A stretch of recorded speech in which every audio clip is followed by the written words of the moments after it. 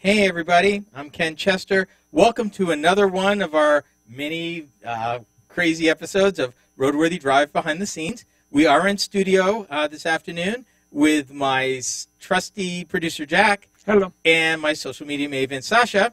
And we're here bringing it to you. If you missed me last week, I had what you might call, or what some are calling, an involuntary vacation. Basically, I got really sick, did a little hospital time. I'm out, I'm mending, I'm getting better. Thank you to those that kind of reached out to me and let me know your love and support and prayers.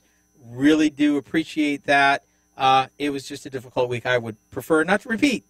So that's kind of how come we weren't here last week. Now, as a result, I got special breaking news for you. No surprise, California's thinking about throwing their hat in and basically having a fossil fuel ban. The difference, California style, is they want to do it way earlier than everybody else. Go figure. The scary part, they can legally do that. They have waivers from the EPA. But we'll talk about that in a moment. Also, Cadillac. You may have heard the term Super Cruise. Maybe you haven't. Some people liken it to Tesla's autopilot. We'll talk about that in a moment. They are the same, even though people are shaking their heads.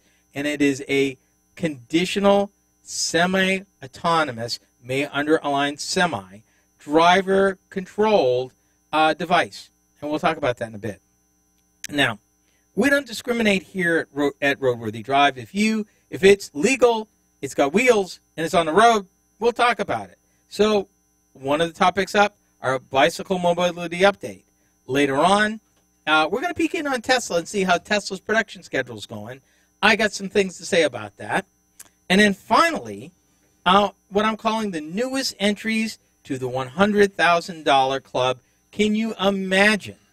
Is a growing list of vehicles that have now crossed or are near an MSRP of $100,000. And they're not all Italian sports cars. Imagine that. So, all this and more, we're glad that you're with us on RoadWorthy Drive, and we're going to handle business to get started. 11 minutes, Jack? 11 minutes. I'm ready, sir. Okay. Let's do it.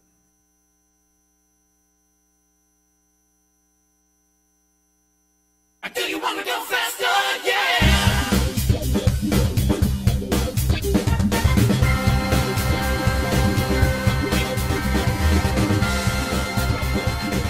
It's RoadWorthy Drive with Ken Chester. Ken loves talking about cars and automotive trends. And here he is, the automotive host with the most, Ken Chester.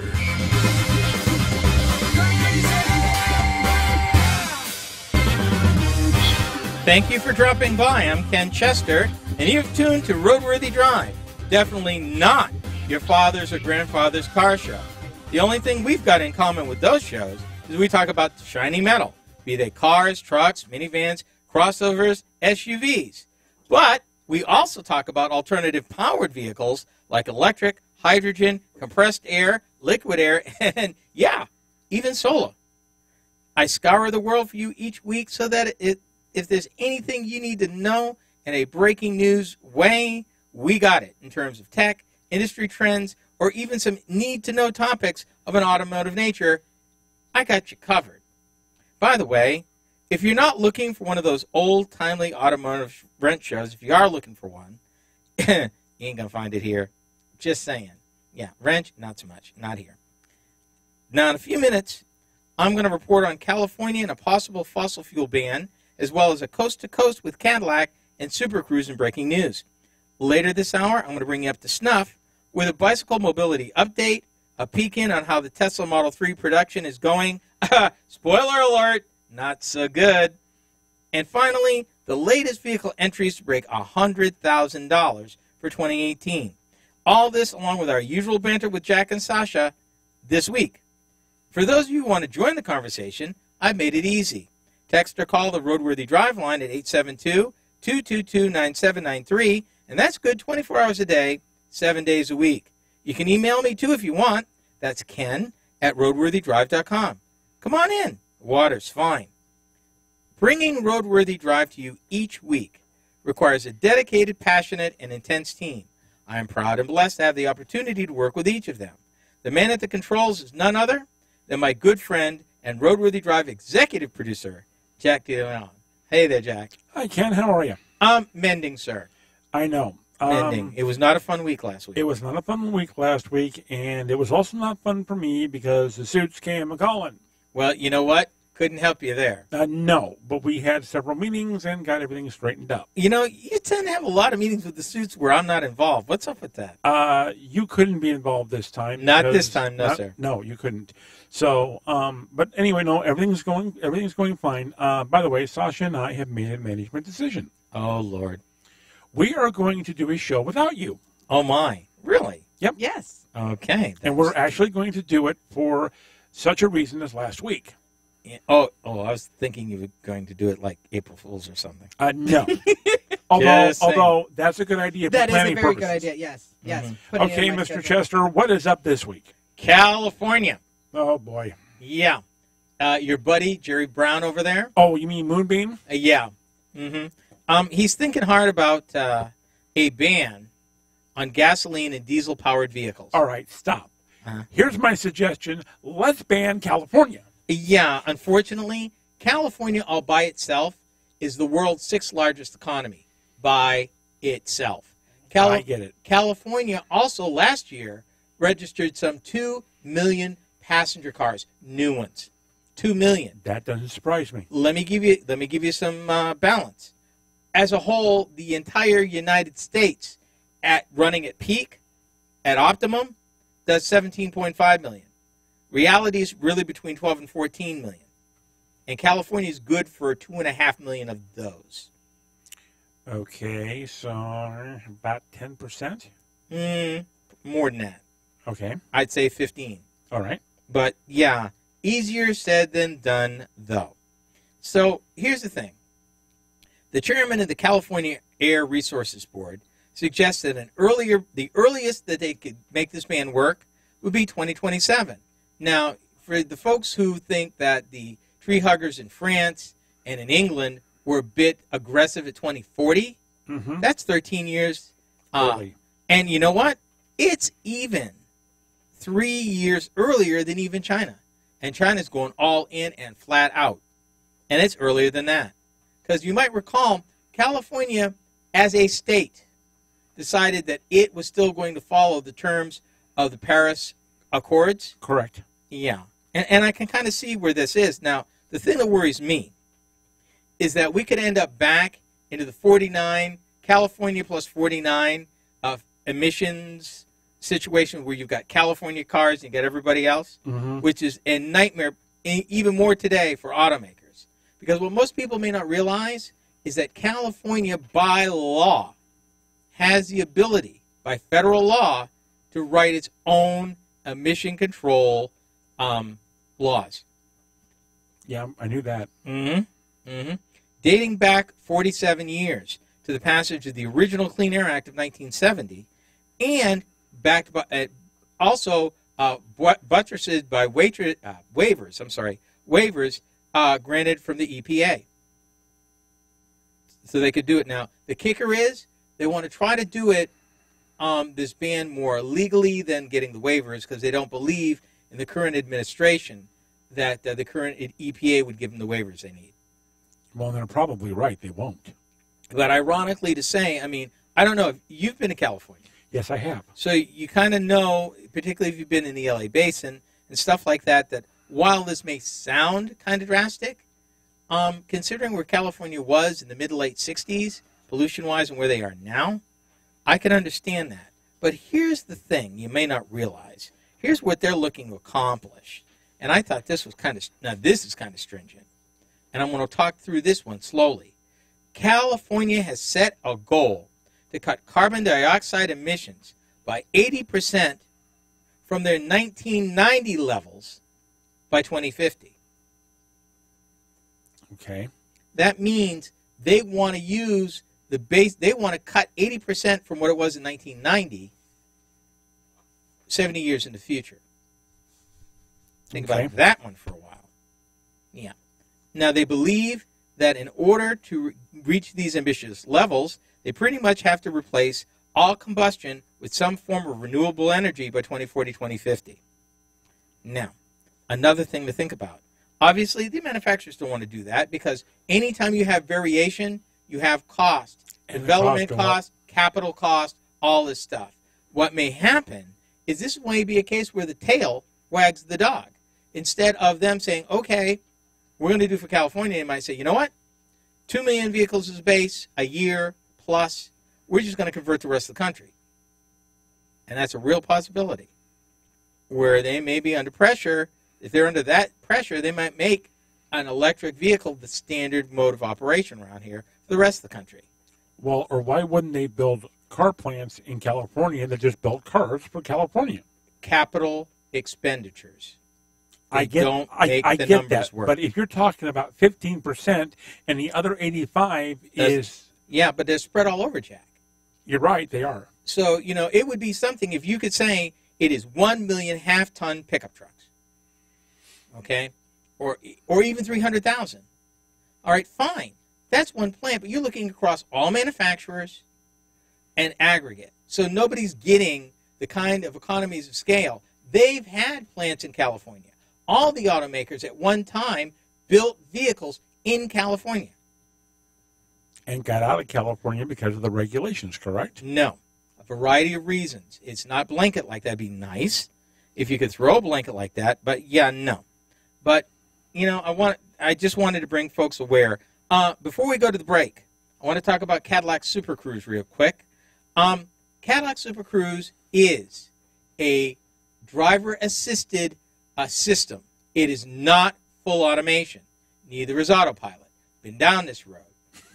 No, there are no currently on the road right now legally. There are no fully autonomous cars operating in the United States of America legally by retail customers. And you and I both know how I feel about autopilot. Yeah, that's bad. That's bad. That's bad marketing. Exactly. That's what Very that bad is. Marketing. But legally, no, ma'am. Bottom line, they've got their new Cadillac's big sedan. They've got 12 of them going from New York to California. They're going to hit Cleveland, Chicago, Memphis, Dallas, Santa Fe, and Phoenix. They've pushed that date back. It was supposed to be 2017 originally. They've pushed that date back several times. In fact, they cited Tesla's autopilot and their cutting teeth problems as reasons to back up. So they backed up. And it's got 2 systems. So people are getting into this. And there's a need for it. And it's not bad. We'll see what the take rate is because it looks like it's going to be optional, not standard.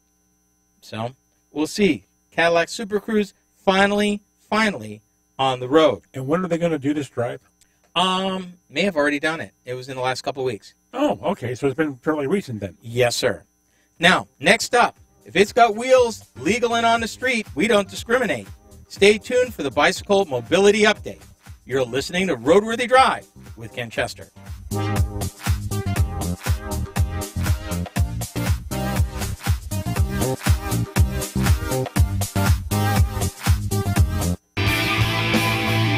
RoadWorthy Drive is a cornerstone of the RoadWorthy Drive radio network. Until the laws change, I'm sorry, you may have autonomous vehicles in test, but you don't have retail people out there operating a fully autonomous vehicle. Not in the United States. Not right now.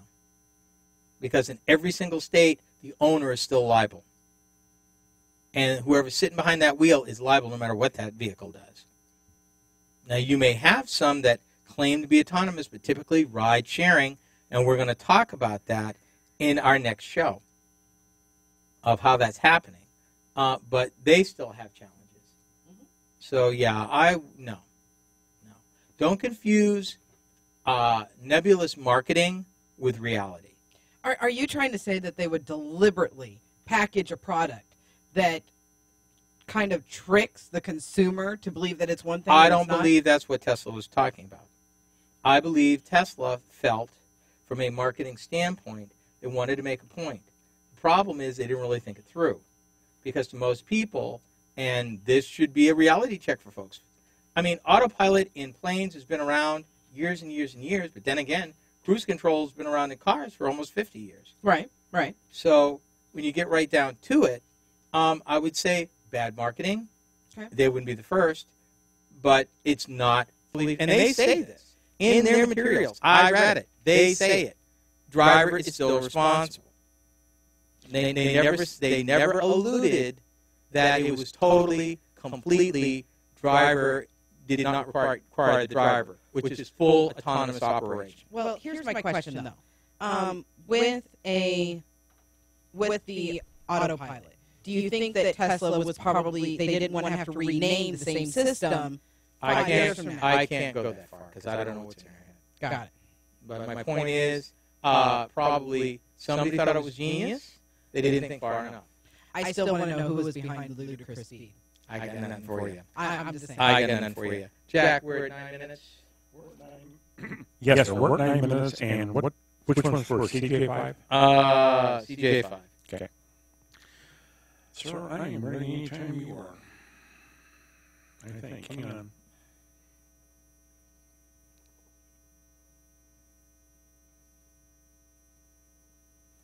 Yeah, I'm ready anytime you are. Let's do it.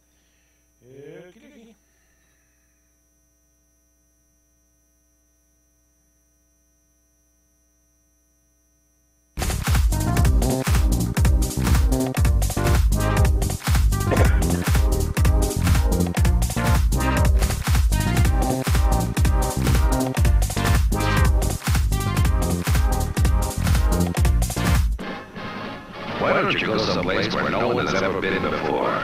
All you need is the Jeep. It's got guts. Rugged Jeep guts. There's the most famous four-wheel drive of them all, with an extra strong steel frame.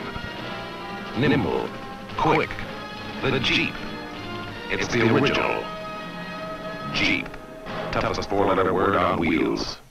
Welcome back to segment 2 of this hour of RoadWorthy Drive. I'm your host, Ken Chester.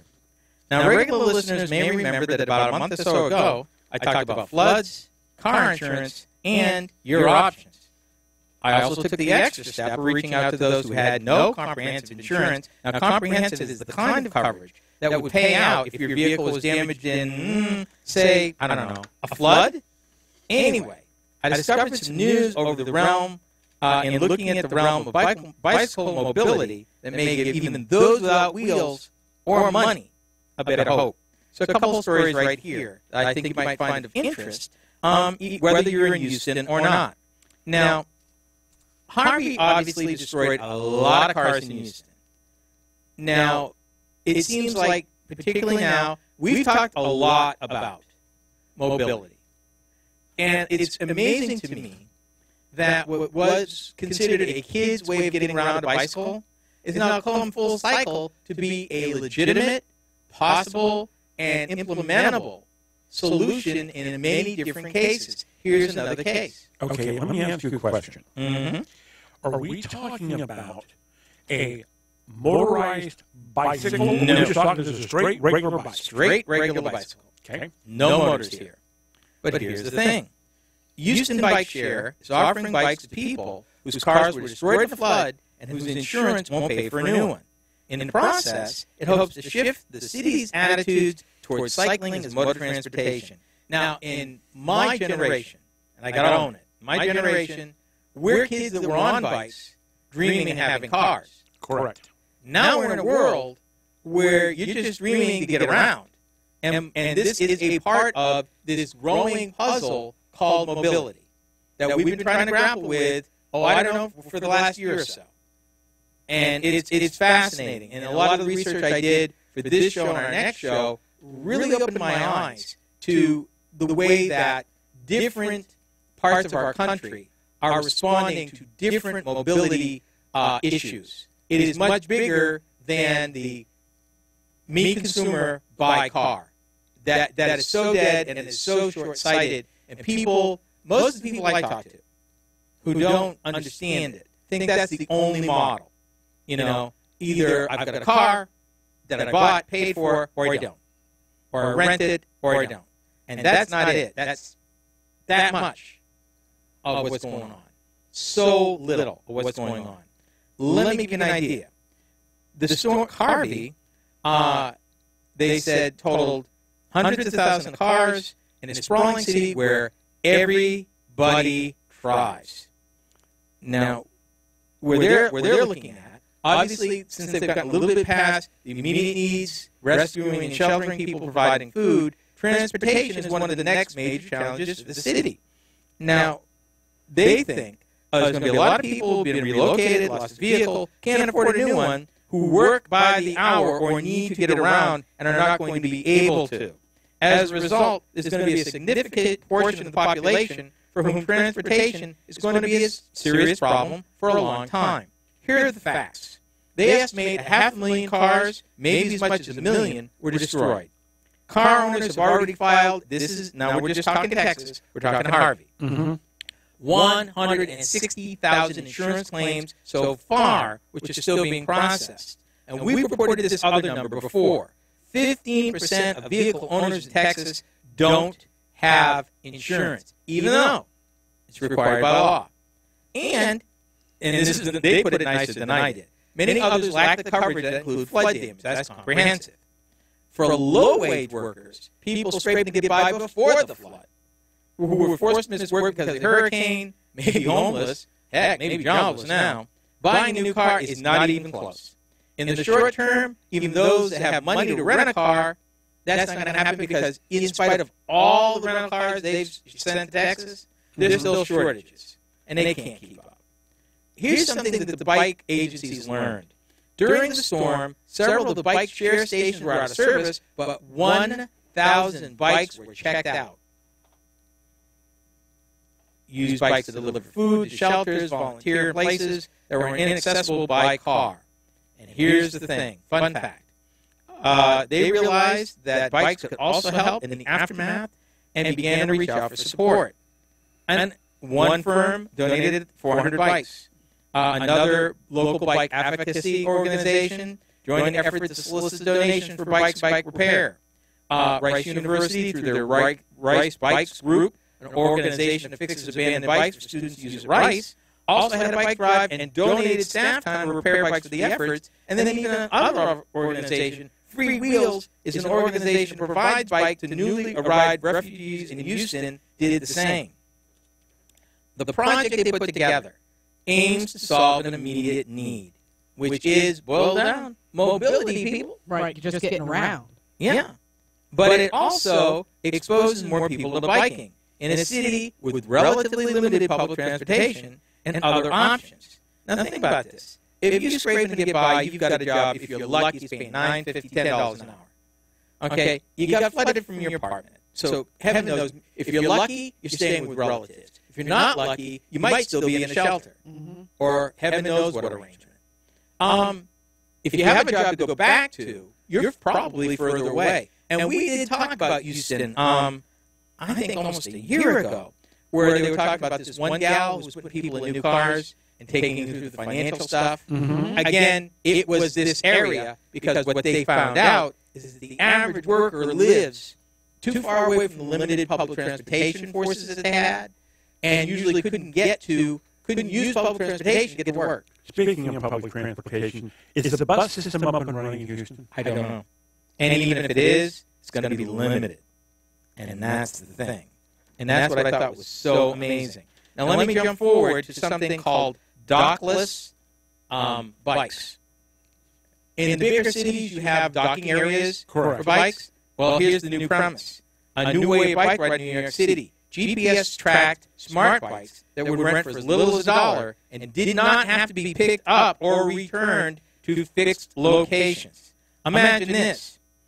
A new generation of tech-savvy bike companies are vying to make riding less expensive and more convenient, competing with more established bike share programs in the process. Instead of heading to a docking station full of bikes, riders tap into a mobile app to locate the closest bicycle left by a previous rider on a street or sidewalk or in another public space. They typically scan a code on the bike, punch in the numbers to unlock the rear wheels, and once they're going, they find a place to park the bike and lock the wheels again to detect theft.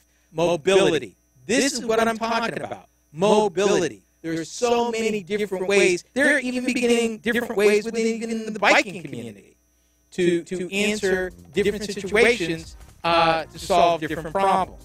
Now, when I return, dreams of an affordable Tesla collide with dump truck reality of automotive mass production. Keep it right here. RoadWorthy Drive with Ken Chester.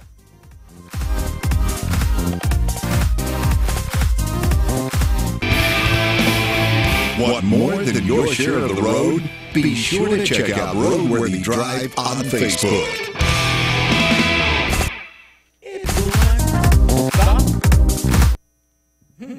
Okay. Dockless biking. Dockless biking. What we're seeing in a capital-based system is different approaches to unique problems. And that's exactly the way it was. I mean, if you go back 100 years ago, and you started seeing the evolution of the car. There was no infrastructure, there were no gas stations, repair shops. Roads were awful. But all of that started to change. Well, I think it'll be really interesting to see what happens in Houston, given their huge push towards the bike as a means of transportation. Well, but do you realize Stop a minute. First of all, Houston is the United States of America's fourth largest city. Mm-hmm. Okay? Understand that any biking solution, if you're lucky, if it's just outrageously successful, it's going to be about 10% of the population. And that's pushing it. You're probably more in the 1-5% range. But the point is not so much that as is we are seeing an evolution of choice. You don't have to own a vehicle to get around. Well, no, but if you also realize that right now we're basically going the way of China and other countries, where bicyclists have been sharing the road with cars for years. Yeah, indeed. But here's the weird part: China is going electric. You realize for as many bikes as there are in China, and at the rate of the auto industry growing in China. The auto industry growing in China only meets 10% of the population. Wow, I had no idea. That's 115 million vehicles. Well, and I'm sorry, it just doesn't make sense to own a vehicle anymore. It costs too much to own. And that's the point. The bottom line point is that we are evolving in a world where you're going to have choice. And I told you many times on the program, Ford and GM 2 years ago said, you know what, we've seen in the future, we know that the individual ownership model that this industry was built on is no longer sustainable. No. They know this. So they're doing a pivot. And we're going to find out, this is a quasi-rant, the next piece, not exactly, but that's where it is. Okay. This is one of those cases where I told you so. Remember, speaking into the mic so we can all hear you. I know. I'm over here. Okay, 9 minutes. 9, sir. Let's go to work. I get Schultz used to say.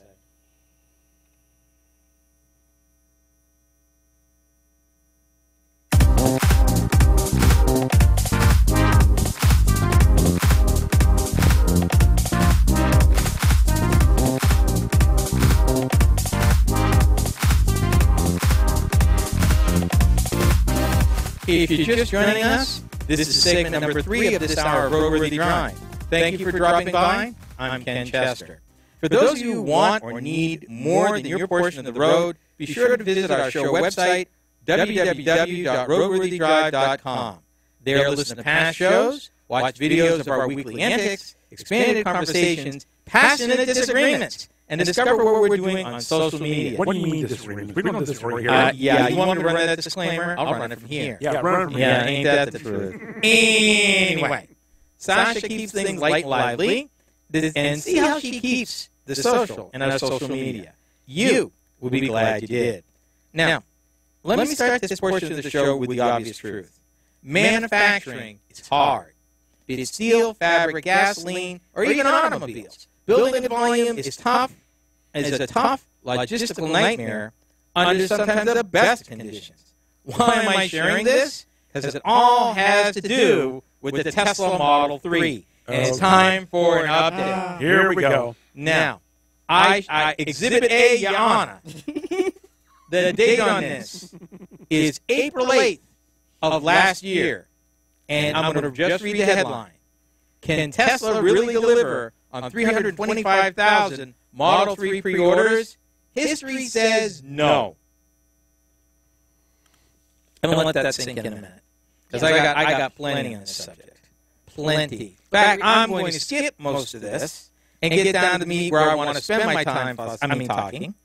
Okay. About it. So, here's my question. Uh-huh. Have they, since they let the first several cars go, which was earlier this year, Mm-hmm. how many have they built a day moving forward? 3. Say what? Thank you. This is what happens. This is what happens. Shut up, look out. Yeah, let me get this on here.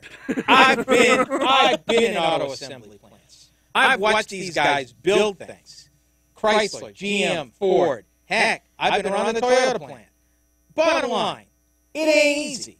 It's a logistical nightmare that involves thousands of parts, thousands of suppliers, and with their just-in-time inventory, it all has to go together in a logistical dance. And any manufacturer will tell you that it takes time. They usually only have an hour and a half of work in process inventory. Otherwise, the line comes to a screeching halt.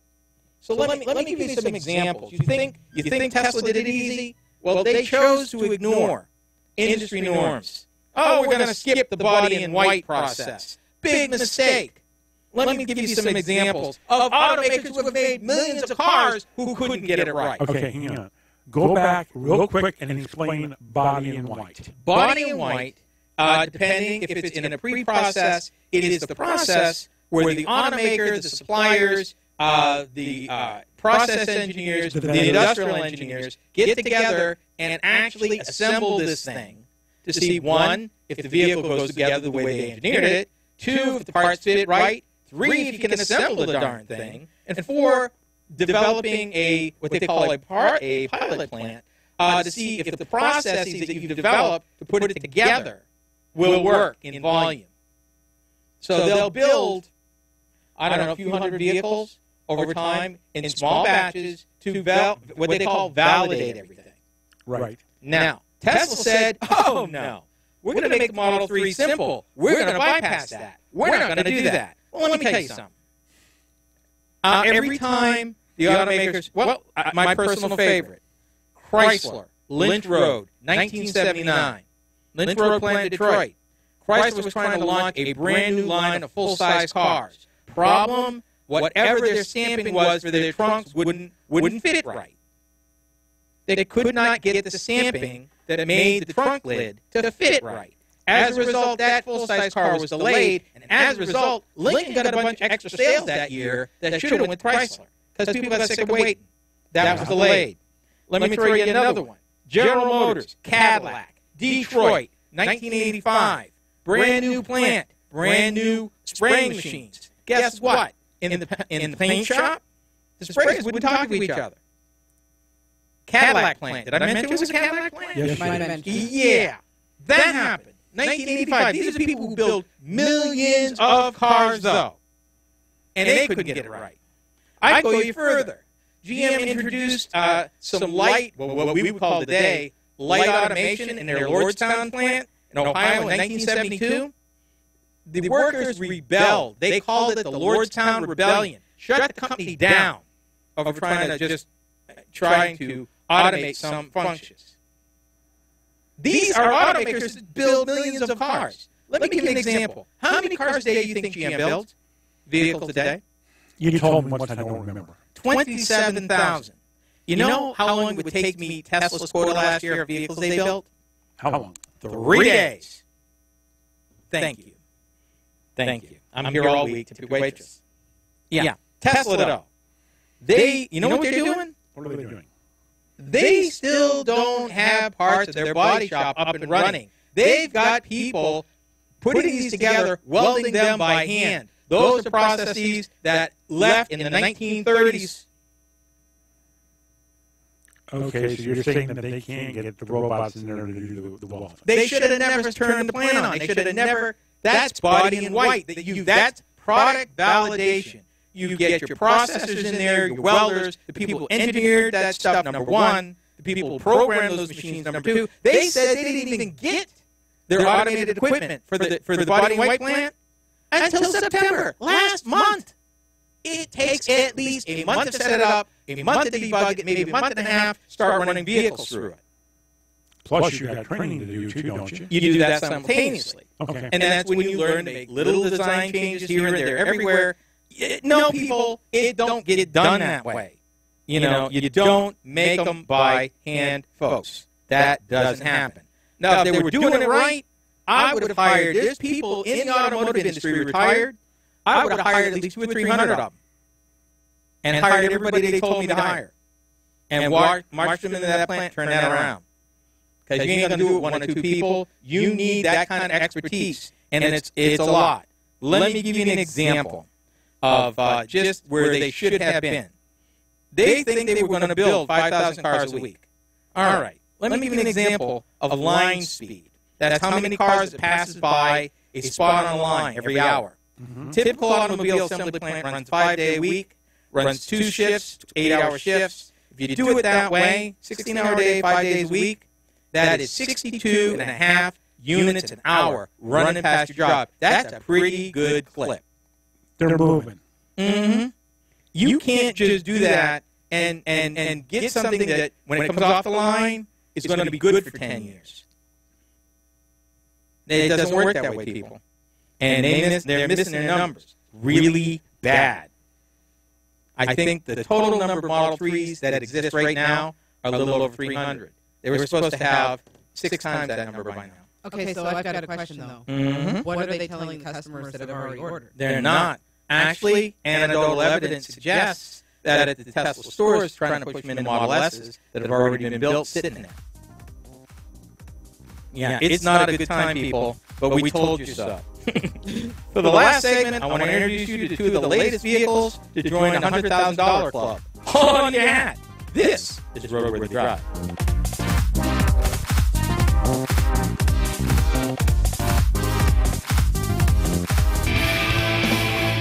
RoadWorthy Drive. Like us on Facebook. There is a reason why automobile assembly plants sprawl for millions of acres.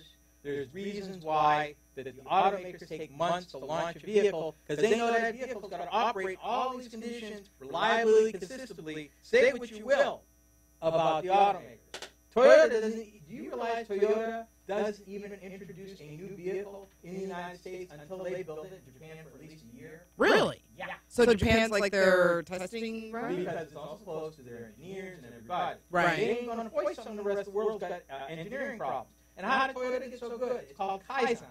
Kaizen is incremental improvement. Right. Okay? You can't run a body shop getting people to hold 2 ends, try to maneuver a manual welder, and think you're going to get quality time after time after time after time after time after time after time after time after time. Don't work. Well, that's where the term, Friday car or a Monday car. Or a Tesla car. Stop. No, it can't not be This is that. where we're at right now. If they had their stuff together, this man had the audacity to say, let me quote this fool. Yeah. Let me quote this fool. Mr. Musk, in August, told analysts the Model 3s coming out of the factory were not engineering validation units. They did not get the final part of their body and white equipment until a month after that. It takes 3 months even to get the thing to run a couple of jobs through there. It'll take fully 6 months to get a body shop up and running at any numbers. If you're doing it right, you can't take Silicon Valley's example of pushing off production. You're going to take on production. Sir, I know. I hate to stop you now, but we got to stop. I know. I got to get this last one in, and I got to take a break. Yep. Okay. Here we go. Hold it. Oh, now you're going to say 9 again. 9? 8? All right, now 8. hold it before you start anything. Because you and I always get cross signals here. So hold on. I got a question. Okay. I am setting my clock to 8:50. Correct. All right. When do I need to stop talking? How much time do we have left by the time I close my mouth? When you hear the music,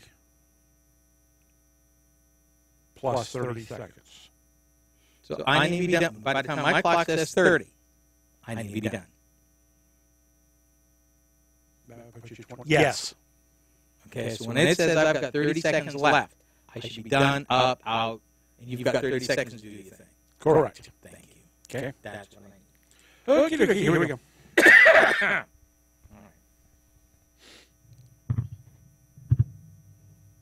Tesla, though. I know. Here we go. Quiet, please. Hold on. We got it from- Elon Musk in the house? No. Here we go.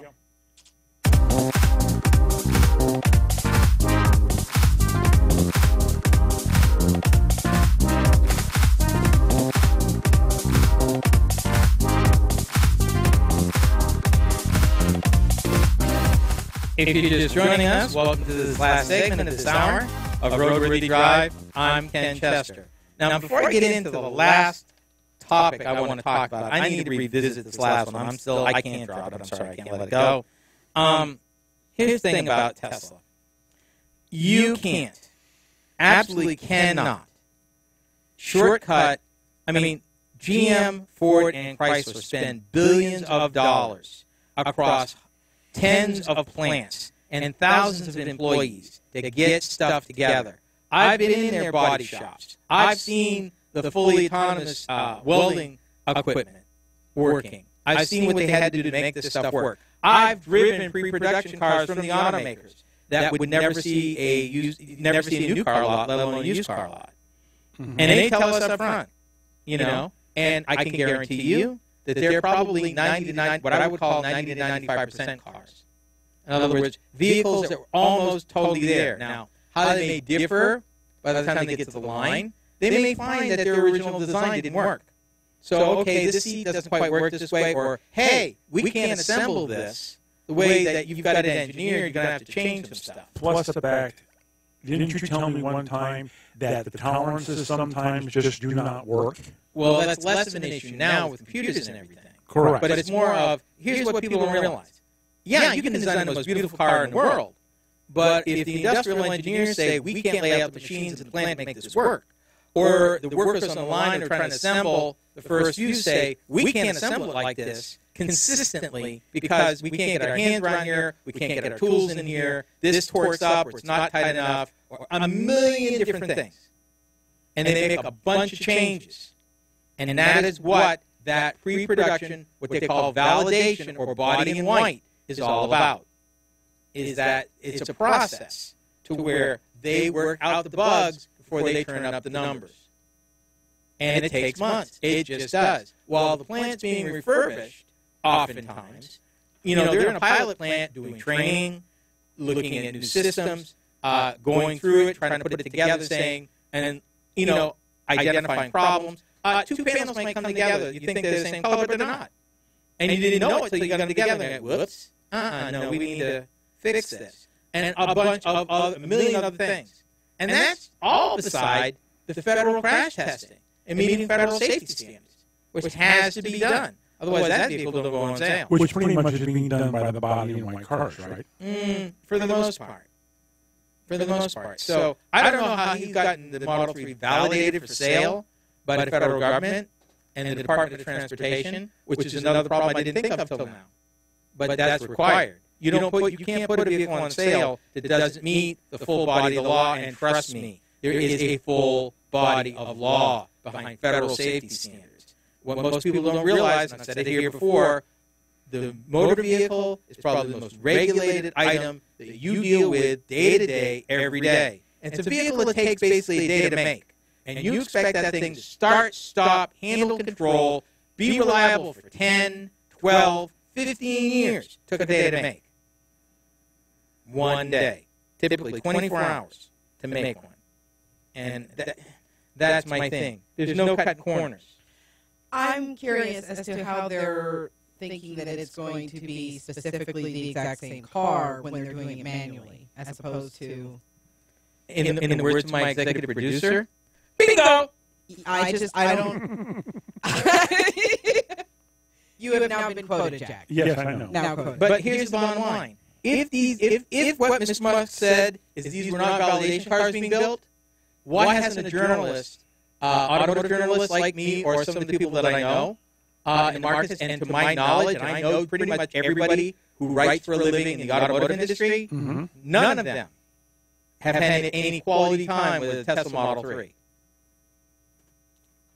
That's a really good question that may need to be explored by somebody. Because if those cars are everything you say it is, then typically your buff magazines get them a year in advance. And they drive them, and they write your long-term evaluations, all this kind of stuff. But my question is, can these journalists get access to the car, to the engineers, to the designers, to everybody that's got anything to do with that car, to get some answers? But that's the thing. In the real world of the other automobile manufacturers, the answer is yes. We have unfettered access from designers and power engineers, suspension engineers, safety engineers, manufacturing people, anything you could conceivably want to know. In fact, I'll go you one better. I guarantee you I can learn more and get interviews if I wanted to on the 2018 Toyota Camry, which was totally redesigned on a brand new architecture, than I can on that Tesla Model 3. Okay, but how can somebody, and you got to remember, I was trained as a reporter. How can you get that information when everybody wants to be silent about it? Well, not everyone wants to be silent about it. If you give it to a journalist, we'll let you know. We'll let you know. But if the company's not talking. But, companies got to give car up. If the company doesn't give car up, you can't evaluate something you ain't got your hands on. Okay, but here's my question, though. I got to ask this. If that is the situation that's going on right now, if they're not revealing, there's when they do actually put it out there to whomever to get it in depth, will that person actually give us an honest an honest review of the car? Because if they give a bad review of the car, they're probably not going to get on that short list to get a Tesla. Kind lady, I've been writing automotive reviews for 30 years. Right. I have walked dealer principals around brand new cars in this city, told them, you know what, I'm going to do you a favor. And I walked them around and pointed out all the flaws in the car. I said, if I write this now, you ain't going to like this review. When this car gets straight, you let me know. Took them 2 years. And I could name the car. It's not in production anymore, but I can name the car. It was hideous. It was awful. And it was built by a manufacturer who building cars, millions of cars, for over 100 years. How in the world can you see it with the naked eye and they missed it? Yeah, but they didn't miss it. They shipped it. Really? Mm-hmm. It was a different time back then. This was over 20 years ago. And we're also talking about the time right now, today. It's not so much fake news, it's the news that you can pick. Okay. Here's where the bottom line is. The Model 3 was supposed to be their, major breakthrough to Tesla for the masses, which means this car had to be right. More so than that Model S. And I'm not even going to get into some of the research on some of the folks who were not happy about their Model S's. So, really quick, I promise, a couple cars that hit $100,000. Would you believe a Ford F-Series Super Duty Limited? Yep. 100 grand. And a Tesla beater Porsche that's going to go for less than $100. If you can believe that. As is the case, we got more shows to do time. Oh, well, let's do this again real soon. On behalf of the RoadWorthy Drive team, thanks for listening.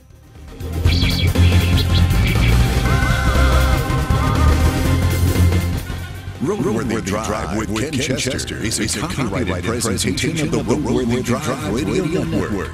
Any rebroadcast, retransmission, or any other use is prohibited without the written consent of the Motor News Media Corporation.